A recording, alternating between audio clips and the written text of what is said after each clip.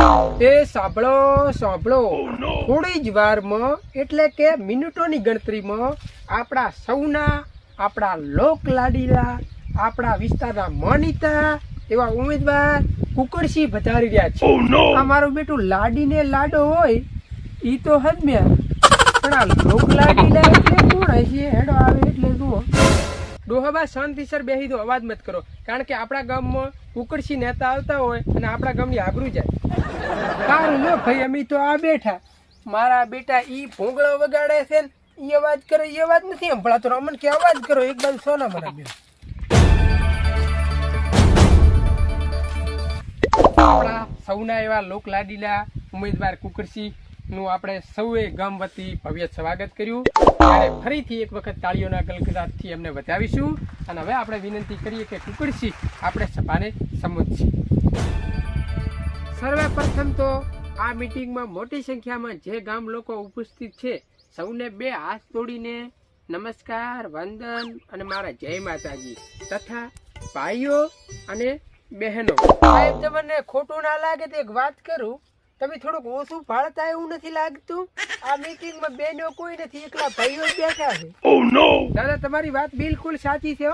ખરેખર મહિલાઓ આ મીટિંગમાં હોવી જોઈએ, કારણ કે આપણે સરકાર પણ સતત ચિંતા કરે છે કે મહિલાઓ દરેક ક્ષેત્રે ખૂબ આગળ હોવી જોઈએ અને મહિલાઓ દરેક ક્ષેત્રે આગળ વધે એવા સરકાર પણ પ્રયત્ન કરે છે. એટલે મને એ જણાવો કે આપણી આ મીટિંગમાં આપણા ગામમાંથી મહિલાઓ કેમ હાજર નથી? અરે સાહેબ, આ મીટિંગમાં બેને કેમ નથી આવી એનું એક કારણ કહો કે અમારું ગામ છે ને એક નંબરનું દારૂડિયું છે. એટલે આ દારૂડિયાની ત્રાસ ભગી બાયડીયા બચારી રીણા કરી કરીને પિયર બેઠી છે. અને અમારે ડોશી તો ઉલ્યા ધરતી કામ નતો છો, તાર ઠેસ ભેતડું માથ પીડી બચારા મરી ગયો. નકે હું તો કહાડીના મીટિંગમાં લાવો કે હેડ ડોશી કો ખબર. હવે હશે તો દાદા દારૂનો થોડોક બધે આ પ્રશ્ન છે. મારું બેટું મેં કીધું અમારા ગામમાં જ ફૂલ દારૂ વેચાય છે, પણ અહીં તો અહીં દારૂનો ત્રાસ છે.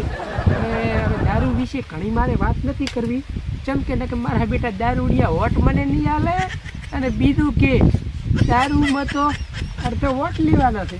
હવે દાદા એ વાત બધી જ આવવા દો.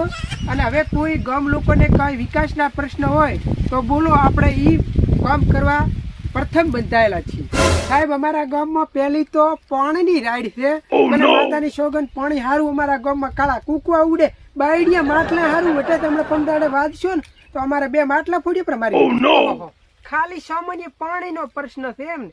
હવે ઈ પ્રશ્ન સોલ્વ કરવો ને ઈ મારા માટે એક સામાન્ય વાત છે. તમે મને જીતાડી જો તો પછી છે ને તમારે ઘેર ઘેર પાણીના ટેન્કર લાવી જઈશ. અરે સાહેબ પીવાનું પાણી તો હદમે આવે, પણ અમારે ખેતી કરવા પાણી નથી. ખેતરોમાં એની બહુ રાઈડ છે, એનું કંઈક કરો. ખેતી કરવાનો પાણીનો પ્રશ્ન છે એમ ને. હું અહીંથી આવતો હતો ને તારે મેં તમારા બધે ખેતર જોયા, બધે ખેતર કોરા કટ પડ્યા હતા. મને વેમ હતો કે અહીંયા કોઈ નેતાઓએ કામ કર્યું નથી, એટલે હું જીતીશ ને એટલે તમારે દરેક ખેડૂતને ખેતરે ખેતરે એક પાણીનો બોર કરી આપીશું. એવી સબસિડીની યોજના જાહેર કરીશું ટૂંક સમયમાં. અરે સાહેબ અમારા ગામમાં બોર તો થતા જ નથી. 1000 ફૂટે નેસુ તળિયામાં પાણી છે, અને પાણી છે ને એ ખારું ખારું વખત હોલો પીએ ને તો અહીંયા દાડા થઈ જાય બાપડા. એમ વાત છે એમ ને. વાતને હું સમજી ગયો ટૂંકમાં કે અહીંયા પાણીના જે તળ છે એ ઊંડે છે અને પાણી છે એ ખારા એટલે કે સારવાળા છે, એટલે કે ખેતી પાકને માફક નથી આવતા. અમારા વિસ્તારમાં પણ આ જ પ્રશ્ન હતો. અમે શું કર્યું કે એક ચેક ડેમ બનાવવાનું અભિયાન ઉપાડ્યું. એટલે તમારા વિસ્તારમાં પણ, એટલે કે તમારા ગામની વાત કરું છું, મને જીતાડશો તો પહેલો જ તમારા ગામમાં મોટો પાણીનો વિશાળ ચેક ડેમ બનાવીશું. અને એ પાણી ક્યાંથી લાવીશું? નર્મદા ડેમમાંથી સીધું પાઇપલાઇનથી પાણી લાવી અને તમારો ડેમ ભરી નાખીશું. પછી તમારો આખું ગામ એ ડેમના પાણીથી સ્નાન કરશો અને આખું ગામ ખેતી કરશો અને આખું ગામ લીલું બાગ બની જશે. મને ખાલી તમે એક વખત જીતાડો. સાહેબ તમે આ ચેક ડેમની વાત કરી ને તો મારે એક તમને વાત કેવી છે કે તમારે ચેક ડેમ બનાવવો જ બનાવજો, બાકી હું મારા ક્ષેત્રમાં ચાહે કેનાલનું ફોટ્યું નહીં નીકળવા ગયું. જેમ કે મારે ગામ જોડી મારું ક્ષેત્ર છે, આખું ક્ષેત્ર કપાઈ જાય ને.